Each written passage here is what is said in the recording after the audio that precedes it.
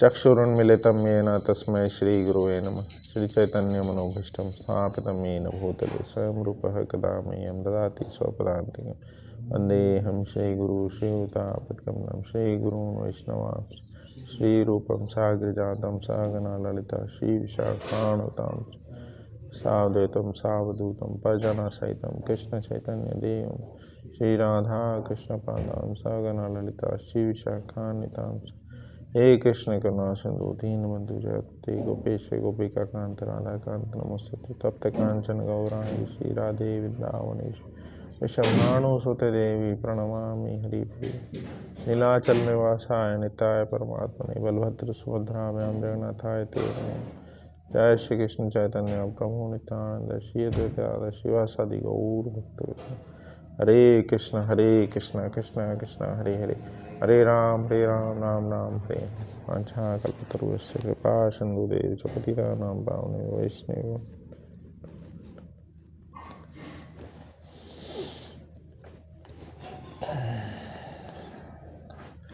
हरे कृष्ण। आप सभी का आज के श्रीमद् भागवतम कथा में स्वागत है।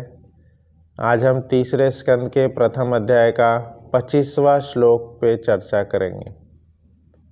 यह जो तीसरा स्कंद है, इसमें विदुर जब उद्धव से मिल रहे हैं और तत्पश्चात जब मैत्रेय ऋषि से मिलेंगे, कई सारे प्रश्न पूछेंगे।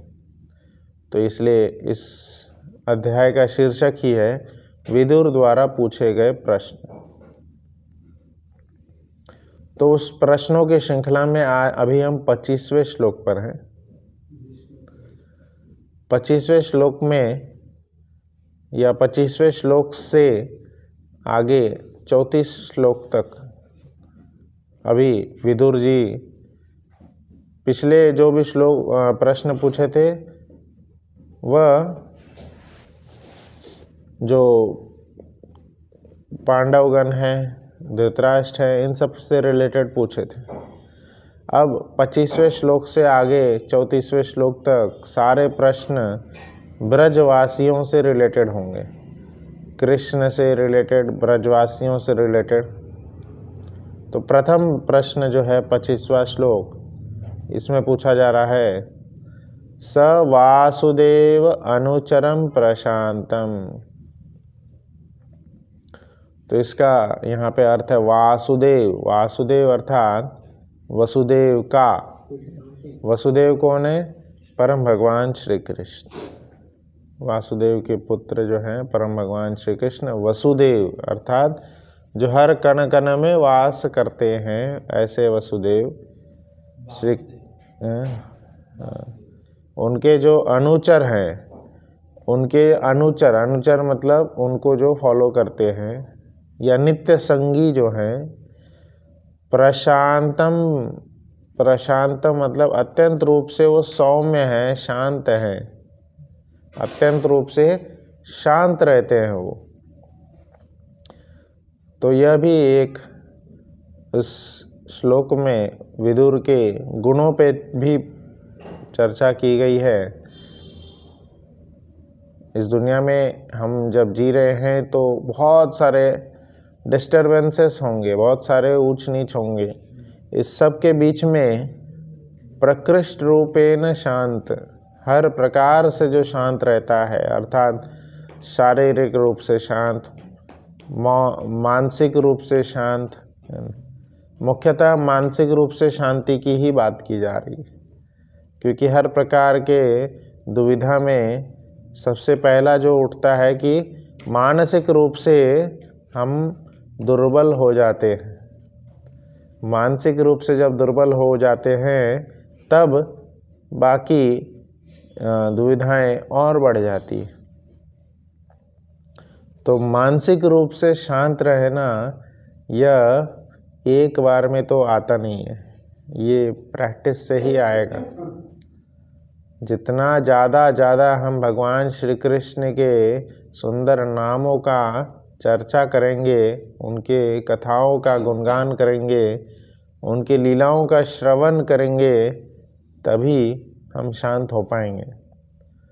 क्योंकि परम भगवान श्री कृष्ण ही मुक्ति के दाता हैं और शांति उन्हीं का नाम गुणगान करने से हमें प्राप्त होगी।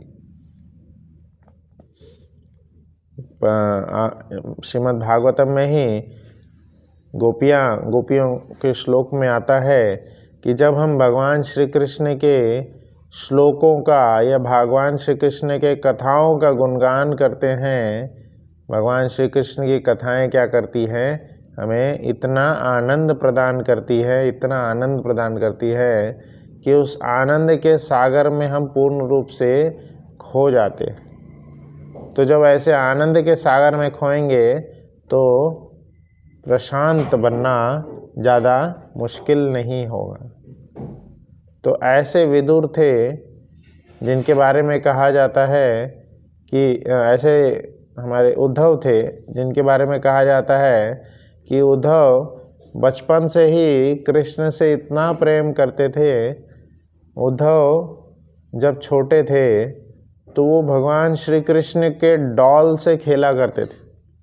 भगवान श्री कृष्ण का डॉल जैसा उन्होंने बनाए थे, गुड़िया जैसा, है ना, और उनको ड्रेस पहनाते थे, उनका श्रृंगार करते थे और उनके साथ खेलते थे। तो बचपन से ही जिनका लगाव कृष्ण से रहा है तो कृष्ण की कृपा उन पे तो रहेगी। इवन यहाँ तक कहा श्रीमद् भागवतम में लिखा है कि विदुर जो है, उद्धव जो है, भगवान श्री कृष्ण को बचपन से ही भोग लगा के खाते थे और उनका ही पहना हुआ ड्रेस जो है प्रसाद के रूप में वो भी पहनते थे। मतलब प्रसाद जो भोजन है वह भी उनको पहले दे रहे, ड्रेस कपड़े भी उनका ही उच्चिष्ट पहन रहे। इस तरह से बचपन से ही उद्धव ने पूरा जीवन सिर्फ और सिर्फ कृष्ण की सेवा में, कृष्ण की कथाओं का गुणगान करने में ही लगाया है। तो ऐसे परम भक्त श्री कृष्ण के जो हैं उद्धव जी, एक और गुण उनका बताया जा रहा है। एक तो है प्रशांतम, प्रशांत थे वो, प्रशांत थे। तो शांत व्यक्ति दो परिस्थिति में ही शांत हो सकता है। एक तो वो निपट मूर्ख है, कुछ आता ही नहीं तो क्या बोलेगा, और दूसरा कि उसको सब चीज़ का ज्ञान है पर उसको पता है कि कहाँ बोलना चाहिए और कहाँ शांत रहना चाहिए। तो अब इसमें से हम देखते हैं उद्धव क्या थे। तो इसी श्लोक में लिखा है अगली लाइन में, जैसे ही प्रशांत बोले तो यह किसी को नहीं लगना चाहिए कि वो मूर्ख थे इसलिए शांत थे। वो मूर्ख नहीं थे, वो इस पूरे विश्व के सबसे टॉप यूनिवर्सिटी जो है, विश्व तो छोड़ ही दो, विश्व के ऊपर भी एक ब्रह्मांड है, स्वर्ग के जो टॉप यूनिवर्सिटी हैं, वहाँ के जो सबसे सर्वोत्तम प्रोफेसर हैं, स्वर्ग के प्रोफेसर कौन है? बृहस्पति जी। स्वर्ग में देवताओं के जो गुरु हैं बृहस्पति, उनके क्या लिखा है? प्राक, प्राक का अर्थात पूर्व काल में तनयम, पुत्र या शिष्य रहे हैं। तो प्राक पूर्व काल में बृहस्पति के वह शिष्य रहे हैं। और हाँ, और इसी श्लोक का मतलब अनुवाद में लिखे हैं कि बृहस्पति के महान शिष्य रहे हैं। तो सर्वोत्तम शिष्य में से एक थे बृहस्पति के। तो यहाँ से तो ठीक है, यहाँ पे तो उन्होंने ये वाली लोक से तो पढ़ाई नहीं की है, स्वर्ग लोक से पढ़ाई करके आए थे। बृहस्पति के सर्वोत्तम शिष्य थे वो। तो प्रशांत थे पर ज्ञान की कमी के कारण प्रशांत नहीं थे, पर सर्वोत्तम ज्ञान होने के कारण प्रशांत थे। जब व्यक्ति को सब चीज़ का ज्ञान होता है तो वो समझता है और जानता है कब अपने ज्ञान का प्रदर्शन करना है और कब शांत रहना है। शांत रहकर सुनना यह भी एक बहुत बड़ी कला है। अगर हम सुनेंगे नहीं, सिर्फ बोलते रहेंगे, सिर्फ और सिर्फ बोलते रहेंगे, तो हम अपने ही छोटे ज्ञान का प्रदर्शन करेंगे, अपने ही छोटे ज्ञान का प्रदर्शन। पर वही अगर हम सुनेंगे तो हो सकता है अगर कुछ हमें नहीं आता है तो हम सीखने का हमें समय मिलेगा, सीखने का हम प्रयास कर सकते। तो इसलिए जो सर्वोत्तम व्यक्ति होते हैं वो तभी बोलते हैं जब उनसे पूछा जाए या बोला जाए। तो प्रशांत होने का अर्थ यह नहीं है कि मूर्ख होना, यहाँ पे बता रहे वो सर्वोत्तम गुरु के महान शिष्य थे। वो ऐसे उद्धव जब उनसे मिले, किनसे? विदुर जी से। तो अब यहाँ पे जब उद्धव का परिचय हो गया तो उद्धव और विदुर का मिलन की चर्चा हो रही है। उद्धव और विदुर जब मिल रहे हैं तब क्या हुआ, हमारे लिए बहुत ही अच्छा सीखने योग्य है कि हम एक सभ्य और शिष्ट व्यवहार को कैसे प्रदर्शित करें जब हम वैसे समाज में रह रहे हैं। क्योंकि यहाँ पे क्या लिखा गया है, सामाजिक रूप से क्या रिश्ता है वह उन्होंने निभाए। सामाजिक रूप से जो रिश्ता है इसको हर परिस्थिति में निभाना चाहिए। हर परिस्थिति में सामाजिक रिश्ते को निभाना चाहिए। क्योंकि यहाँ पे हम देखेंगे विदुर जी और उद्धव जी कहाँ मिल रहे हैं? जंगल में मिल रहे हैं। ऐसा नहीं लोगों के बीच में मिल रहे हैं तो लोगों को दिखाने के लिए कुछ रिश्ते का या कुछ आदान प्रदान वो कर रहे हैं। वो जंगल में मिल रहे हैं, पेड़ों में, पेड़ों के बीच में। तो ऐसा नहीं है कि किसी कोई था या किसी को दिखाने के लिए कर रहे थे, पर यह उनके शिष्टाचार का प्रमाण। क्या प्रमाण है, क्या हुआ था, कैसे मिले थे वो? तो यहाँ पे प्रभुपाद जी ने तात्पर्य में उन दोनों के रिश्ते को लिखे। तो इस श्लोक में ये बहुत ज़्यादा महत्वपूर्ण है।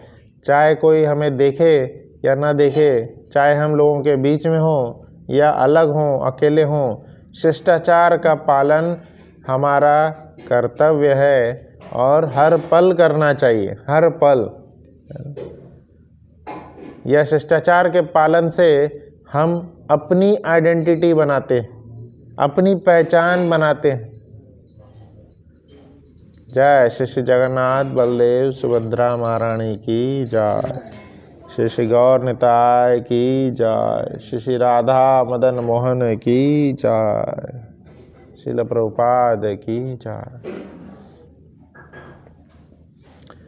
आप देखेंगे श्रील प्रभुपाद जी के लीलामृत में वर्णन आता है, उनके एक शिष्य थे ब्रह्मानंद जी। तो वह एक बार श्रील प्रभुपाद जी को बोल रहे थे, प्रभुपाद जी मुझे आपको प्रणाम करने की इच्छा नहीं हो रही है। तो प्रभुपाद जी बोले, प्रणाम करते रहो, इच्छा बाद में आएगी। तो हमें इच्छा हो ना हो, डिसिप्लिन और आदर और सम्मान के रूप में हमें प्रणाम करना ही चाहिए। ऐसा नहीं है कि हमारी इच्छा नहीं है या समय नहीं है तो हम प्रणाम ना करें। और भी लीलामृत में और वर्णन आता है, जब प्रभुपाद जी अपने रूम में प्रसाद पाते थे, प्रसाद पा रहे थे और उनको और रोटी चाहिए थी, रोटी और चाहिए थी, ठीक है।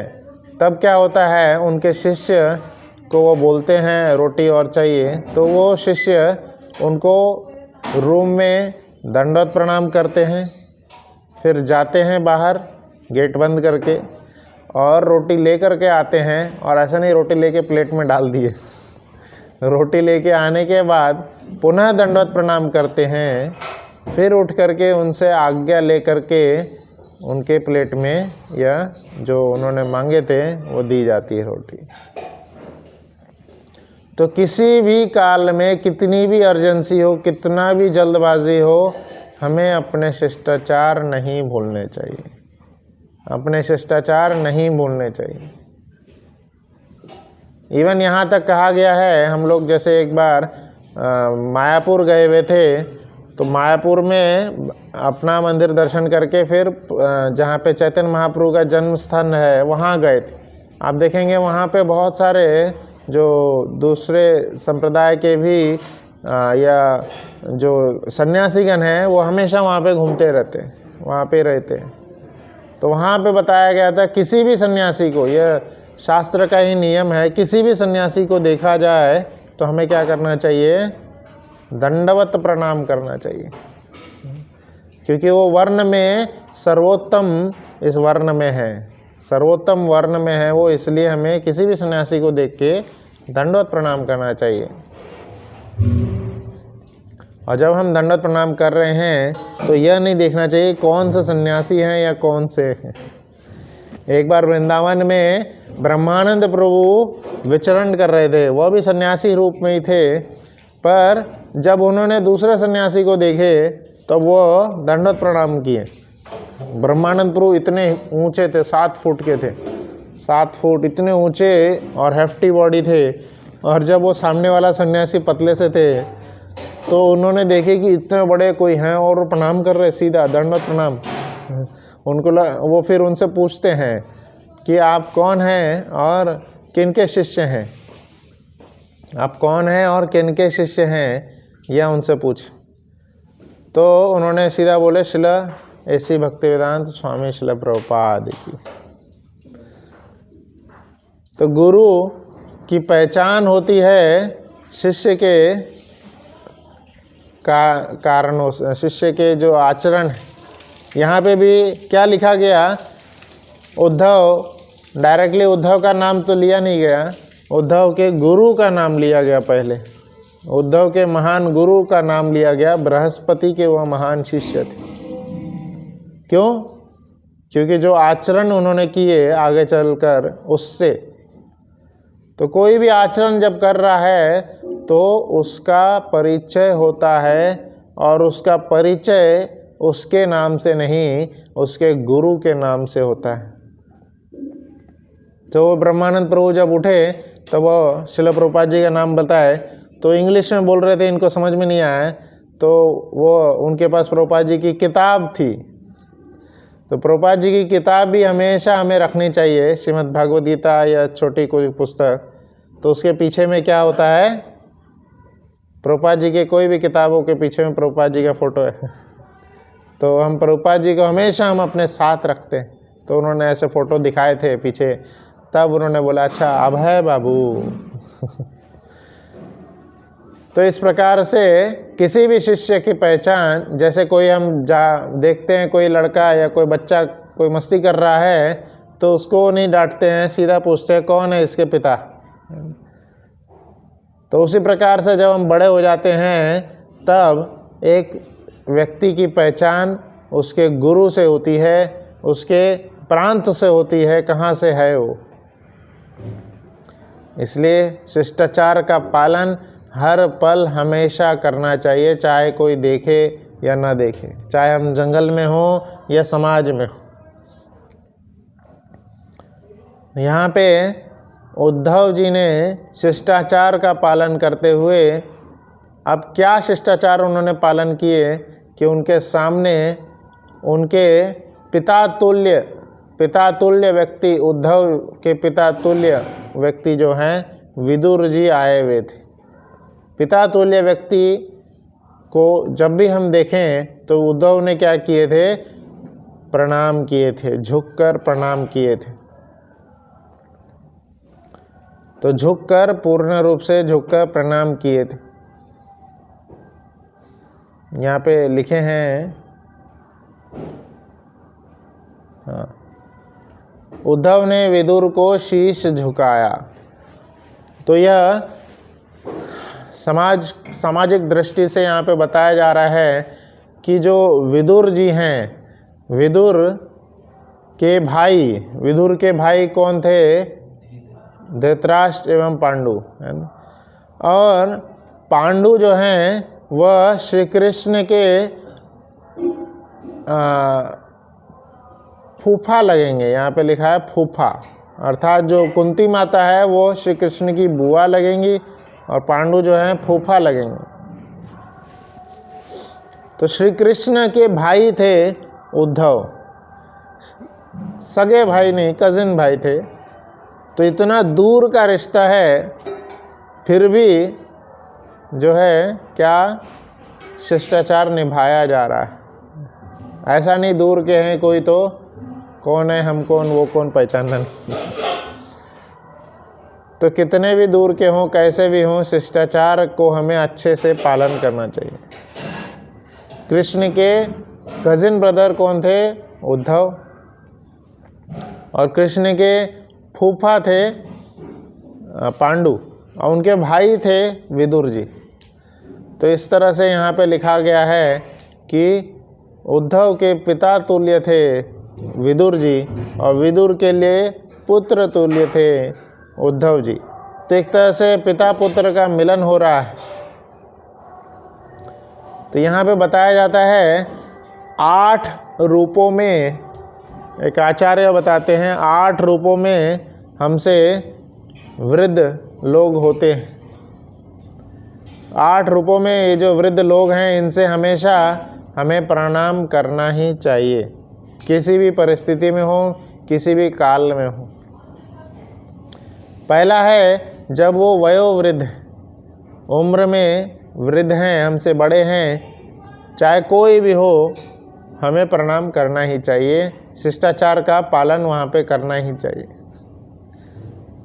जब मैं इन 8 को सुना था एक बार, तो वो मैं बचा जगह का बची, मतलब सबको प्रणाम करना चाहिए। दूसरा आता है, पहला उम्र से बड़े, दूसरा आता है ज्ञान से बड़े, ज्ञान में कोई बड़े हैं उनको प्रणाम करना चाहिए। एक बार जो शौनक ऋषि हैं, नहीं, शौनक ऋषि का भी उदाहरण आता है, प्लस सुखदेव गोस्वामी का भी उदाहरण आता है। सुखदेव गोस्वामी को जब वो सभा में आए थे, सुखदेव गोस्वामी को उस समय सभा में जब आए थे 16 साल के थे, और उनको प्रणाम कौन कर रहे हैं? उनके पिता के भी जो गुरु हैं नारद मुनि, और बाकी कितने सारे ऋषि महान सब आए हुए हैं, और सब उनसे बैठ के सुन रहे हैं, उनको प्रणाम कर रहे हैं, झुक रहे हैं, शीश झुका रहे हैं। क्यों? वो ज्ञान में बड़े हैं। और दृष्टि से देखेंगे, अलग दृष्टि से देखेंगे तो हर तरफ से बड़े थे, क्योंकि वो तोते थे, भगवान श्रीमती राधा रानी के भी तोते हैं। तो वयोवृद्ध, उम्र में बड़े, ज्ञान में बड़े, ठीक है। और उसके बाद में ज्ञान में बड़े होने के बाद में कोई कोई रिश्ते में भी बड़े होते हैं। ज्ञान में नहीं बड़े होते हैं, उम्र में बड़े नहीं होते, पर रिश्ते में बड़े होते हैं, इसलिए भी प्रणाम करना चाहिए। चौथा आता है कि बाकी सब तो हमें नहीं पता, पर अगर पोस्ट में बड़े हैं, पोस्ट में बड़े हैं तो भी हमें प्रणाम करना चाहिए, क्योंकि पोस्ट की भी चलती है। पोस्ट में अगर बड़े हैं तो ऑब्वियसली हमें प्रणाम करना चाहिए। 5वां आता है कि अगर वह व्यक्ति, ये जो वर्ण हम पढ़ते हैं, वर्ण, और जो सामाजिक जो है, जैसे कोई हमने अभी पढ़े कि संन्यास आश्रम में, तो आश्रम में भी जो बड़े हैं उनको भी प्रणाम करना चाहिए। जैसे सन्यासी को देख के तो दंडवत प्रणाम करना चाहिए। सनातन गोस्वामी तो इसमें लिखे हैं एनओडी में कि अगर किसी सन्यासी को देख के आपने प्रणाम नहीं किए तो उस दिन का भोजन ग्रहण न करें, उस दिन का भोजन ग्रहण न करें। तो मुझे याद है, हम जब आश्रम में रहते थे, जब भी उधर से महाराज जाते थे, सब गिर जाते थे, दंडवत प्रणाम। और एक तरह से देखेंगे तो प्रथम बार मैंने महाराज जी का दर्शन भी ऐसे ही किया था। मैं तो नया आया था पैंट शर्ट में मंदिर में, और अचानक देखा सब लेट गए, क्या हो गया? बॉम्ब फूटने वाला है क्या? क्योंकि बाहर क्या देखिए सब लेट कब जाते हैं, जब बॉम्ब फूटने वाला होता है। तो हम भी लेट गए, मैं भी लेट गया और लेटा रह गया। फिर देखे अरे सब उठ भी गए, मतलब बॉम्ब तो फूटा ही नहीं। तो फिर सब उठ करके देखे तो जब पूछे तब पता चला कि वहाँ पे जो है, वहाँ पे परम पूजनीय जो परम पूज्य गोपाल कृष्ण गोस्वामी महाराज उसी मंदिर में आए हुए थे। तो सभी पूरे जितने भी लोग थे पूरे मंदिर में सब प्रणाम किए थे। तो परम पूज्य गोपाल कृष्ण गोस्वामी महाराज की जय। तो इसलिए जो आश्रम में बड़े होते हैं उनको भी हमें प्रणाम करना चाहिए। तो इस प्रकार से और बताया गया है कि जो संप्रदाय में भी बड़े, हम देखते हैं चैतन्य महाप्रभु जब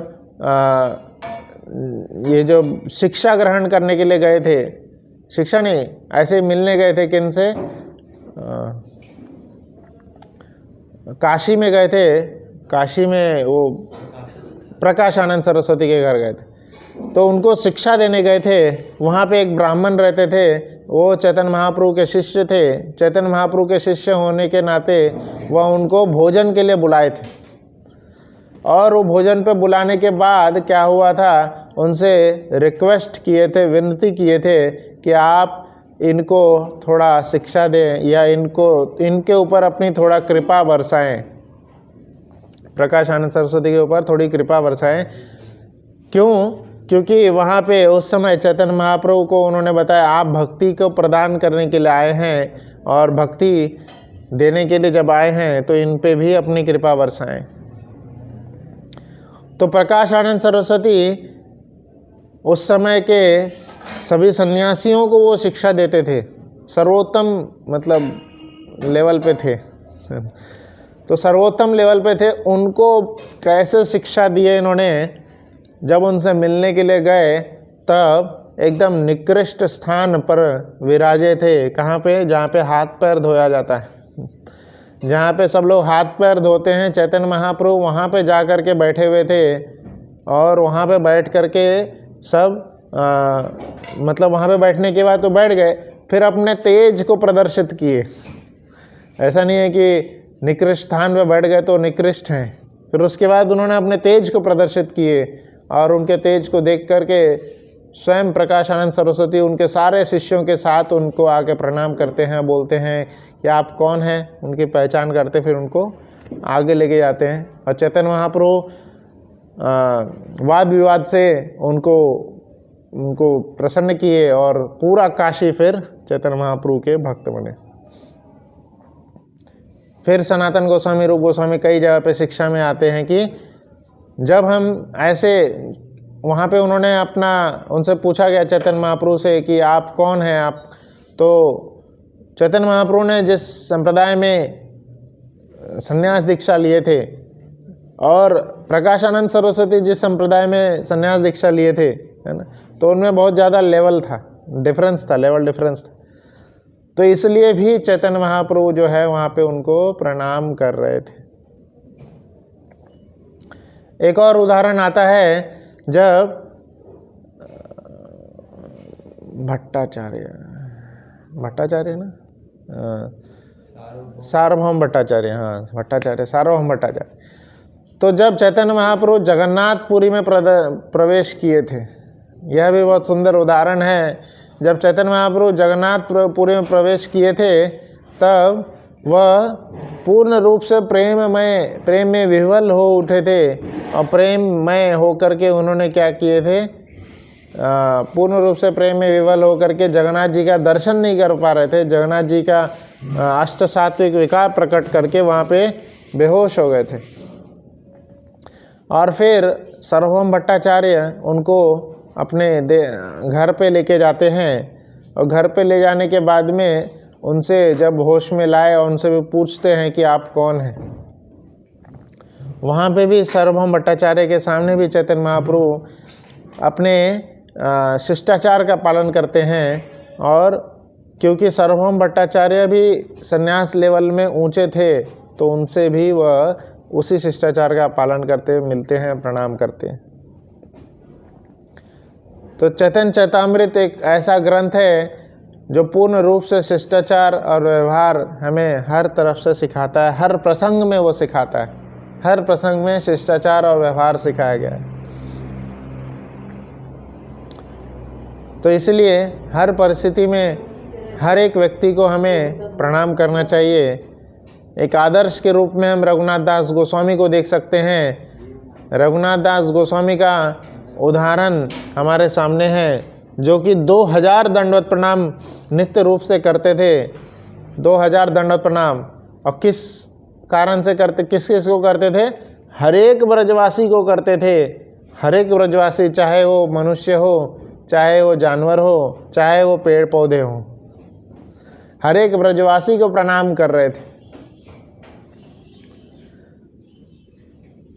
तो इसका भी हम अगर देखेंगे कारण क्या है या क्यों किया गया, तो यह भी चैतन्य चैतामृत में वर्णन आता है कि चैतन्य चैतामृत में वही रघुनाथ दास गोस्वामी कहते हैं, क्योंकि वह कौन है? भक्त हैं। भक्त हैं इसलिए प्रणाम कर रहे हैं। तो भक्त कौन है, इसकी भी परिभाषा देते हुए चैतन्य महाप्रभु से ही पूछा गया था कि कौन है भक्त। चैतन्य महाप्रभु, और ये कौन पूछे थे? यह जो हर साल जगन्नाथपुरी में जगन्नाथ जी की रथ यात्रा में बंगाल से कई सारे भक्तगण आते थे, और बंगाल से जो कई सारे भक्त आते थे, उनकी टोली में से एक ने चैतन्य महाप्रभु से पूछे थे कौन है भक्त। तो ऐसा वर्णन है, वहाँ पे 3 बार यह प्रश्न पूछा गया था। पहली बार जब वो आए थे, पहली बार पूछे थे कौन है भक्त, तो उन्होंने बोले थे, चैतन्य महाप्रभु ने बताए थे क्या? जिसके मुख से एक बार भी कृष्ण का नाम निकले वह भक्त है, और वो हमारे लिए पूजनीय है, हमारे लिए पूजनीय है। हम लीलामृत में देखते हैं श्रील प्रभुपाद जी जो परम भक्त हैं, उन्होंने कई सारे भक्तों को माफ़ इसलिए कर दिए, चाहे उनकी कितनी भी बड़ी गलती हो, इसलिए माफ़ कर दिए कि ये परम भगवान श्री कृष्ण का नाम जप कर रहे हैं, तो ये भक्त हैं, ये सुधर जाएंगे। भगवद गीता में इसका उदाहरण या सबूत आता है। भगवद गीता में एक बहुत ही सुंदर सा श्लोक है, जिसमें भगवान श्री कृष्ण बोल रहे हैं ऐसे भक्तों को, वो बोल रहे हैं, कौन सा श्लोक?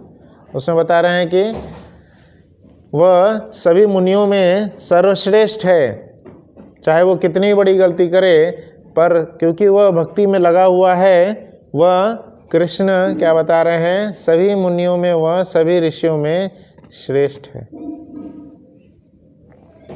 तो जब कृष्ण उनको श्रेष्ठ मान रहे हैं क्योंकि वो भक्ति में लगा हुआ है, तो आचार्यगण इसकी टिप्पणी देते हुए कहते हैं कि जैसे कोई व्यक्ति नहा रहा है, शावर में खड़ा है, तो वह चाहे कितना भी गंदा हो, क्योंकि शावर में खड़ा है, तो वो कुछ ही पल में, अभी नहीं तो थोड़ी देर बाद स्वच्छ हो जाएगा। तो उसकी पहचान उसकी गंदगी से नहीं करनी चाहिए। उसकी पहचान कैसी करनी चाहिए? कि वो शावर में खड़ा है, प्रयास कर रहा है, तो वो कुछ न तो कुछ पल के बाद स्वच्छ हो ही जाएगा। और एक पहचान क्या बताई गई यहाँ पे? कि वह परम भगवान श्री कृष्ण का नित्य रूप से नाम स्मरण कर रहा है, तो परम भगवान श्री कृष्ण का जो भी नित्य स्मरण करता है वह स्वच्छ हो ही जाता है। तो इसलिए चैतन्य महाप्रभु बोले थे, एक बार भी जो कृष्ण का नाम स्मरण करे वो हमारे लिए पूजनीय है, उनको प्रणाम करना ही चाहिए। दूसरी बार जब चैतन्य महाप्रभु के पास में बंगाल के वही शिष्यगण आते हैं और वो पूछते हैं, सेम प्रश्न पूछते हैं, तब चैतन्य महाप्रभु बोलते हैं कि जो सतत स्मरण करे कृष्ण के वह भक्त हैं। जो सतत स्मरण करे, हमेशा स्मरण करते रहे, वह भक्त है। हमेशा स्मरण करने वाले को तो और प्रणाम करना चाहिए। सतत हमेशा स्मरण करते हैं। एक बार श्रील प्रभुपाद जी इंटरव्यू दे रहे थे, तो इंटरव्यू में श्रील प्रभुपाद जी से रिपोर्टर ने पूछा था, आपके शिष्यगण क्या करते हैं दिन भर में? दिन भर में आपके शिष्य क्या करते हैं, कैसे आपके शिष्यों की पहचान होगी? तो श्रील प्रभुपाद जी ने यही बताए थे, उनके शिष्यों की पहचान होगी। जैसे बाकी हम कोई भी संस्था वगैरह देखते हैं तो उनके लोग कुछ ना तो कुछ कामों में लगे रहते हैं, कुछ ना तो कुछ एक्टिविटी करते रहेंगे दिन भर में, कोई भी एक्टिविटी या यज्ञ करते रहेंगे या कुछ सामाजिक एक्टिविटी करते रहेंगे, ऐसे उनकी पहचान होती है।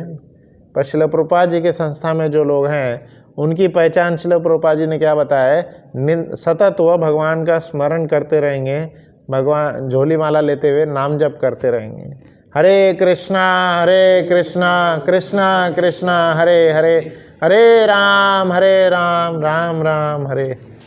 भगवान के इस पावन मंत्र का जाप सतत करते रहेंगे, ऐसे ही उनकी पहचान हो।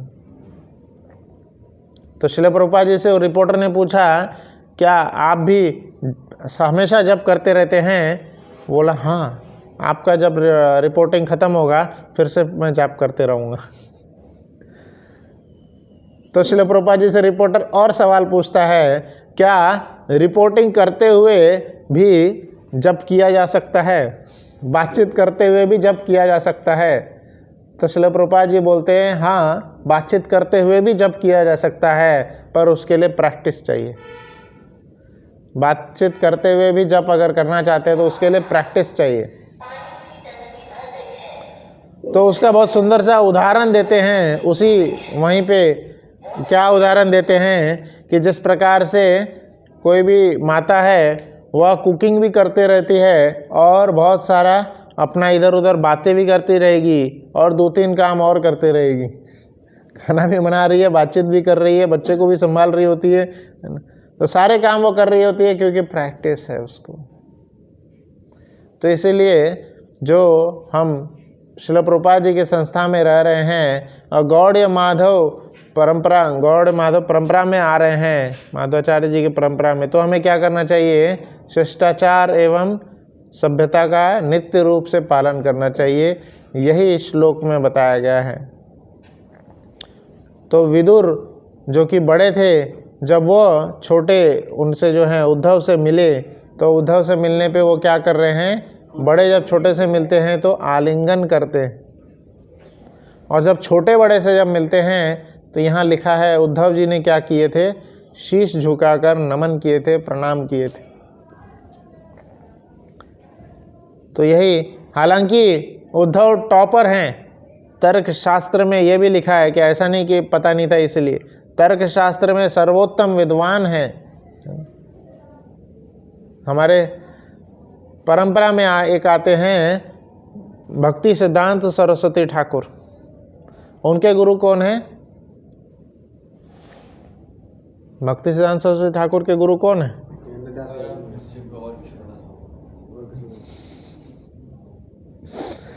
तो और उनके पिताजी कौन है? भक्ति विनोद ठाकुर।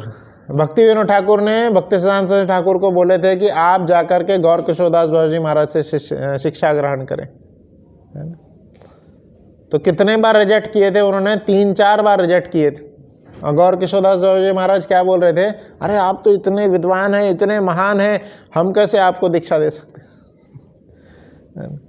पर भक्ति विनोद ठाकुर जी क्या बोले थे? भले ही कितने भी महान वो हो, पर वो भक्ति में सबसे आगे हैं, आप उनको जाके प्रणाम करो, आपको उन्हीं से शिक्षा लेनी है। तो इसलिए भक्ति सिद्धांत सरस्वती ठाकुर बोले, अगर आप मुझे दीक्षा नहीं देंगे तो मैं गंगा में डूब जाऊंगा। तो भले ही कोई पढ़े लिखे ना हो, ज्ञान में वृद्ध हो, भले ही कोई पढ़े लिखे ना हो, या उम्र में बड़े हों, या भक्ति में बड़े हों, या पोस्ट में बड़े हों, है ना, हर तरफ से रघुनाथ दास गोस्वामी का तो उदाहरण है कि वो सबको प्रणाम करते थे, सबको शीश झुकाते थे। मार्कंडेय ऋषि का उदाहरण आता है भागवतम में। मार्कंडेय ऋषि का उदाहरण क्या आता है कि उनको श्राप समझ सकते हैं या जो भी बोलें, पर उनको यह मिला था, यह उनका नीति में लिखा था कि वो 12 साल की उम्र में ही वो शरीर छोड़ देंगे, 12 साल की उम्र में छोड़ देंगे शरीर। तो उनकी मृत्यु होने वाले थे 12 साल में। तो उनके पिताजी ने क्या बोले थे कि अब इसका एकमात्र सॉल्यूशन है, क्योंकि जो नीति में लिखी होती है वो तो होना ही है। तो उसको उन्होंने हरा दिए, नीति शास्त्र को हरा दिए, नीति को हरा दिए। 12 साल में जो उनकी मृत्यु होने वाली थी उसको हरा दिए। कैसे? मार्कंडेय ऋषि को उनके पिताजी ने बोले थे सबको प्रणाम करो। एक नियम बना लो, क्या? सबको प्रणाम करो। आप भागवतम में पढ़ सकते हैं, भागवतम के 12वें स्कंद में इसका वर्णन आएगा कि सबको वो प्रणाम करते थे, इतना प्रणाम करते थे सबको, इतना, सबसे आशीर्वाद लेते थे। जब किसी के सामने झुकेंगे तो आशीर्वाद तो देगा ही। और सबसे आशीर्वाद क्या लिए थे? चिरंजीवी हो, दीर्घ काल की आयु हो आपकी। तो ऐसे ही सबको प्रणाम करते करते करते करते एक बार उनके स्वयं शिवजी भी आ गए थे, ऐसा वर्णन आता है, और उनसे भी उन्होंने प्रणाम किए, उनसे भी आशीर्वाद निकल गया दीर्घायु हो। और फिर जब शिवजी ने आशीर्वाद दे दिए दीर्घायु हो, तब कहाँ ही यमलोक के यमदूत आके उनको ले आ सकते हैं। ऐसा तक